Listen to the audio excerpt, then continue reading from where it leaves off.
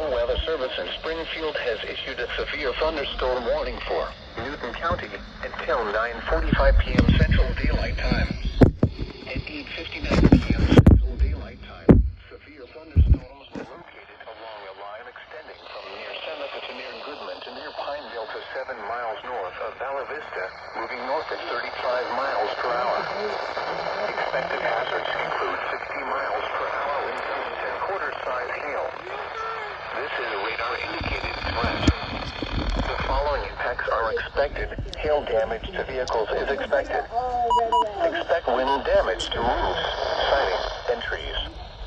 Locations impacted include Neosho, Seneca, Granby, Diamond, Loma Linda, Fairview, Newtonia, Stella, Stark City, Ritchie, Racine. This includes Interstate 49 between mile markers 16 and 31. For your protection, move to an interior room on the lowest floor of a building. Torrential rainfall is occurring with these storms and may lead to flash flooding. Do not drive your vehicle through flooded roadways. Repeating, That's cool. A severe thunderstorm warning has been issued until 9:45 p.m. Central Daylight Time for the following county: Newton, Missouri.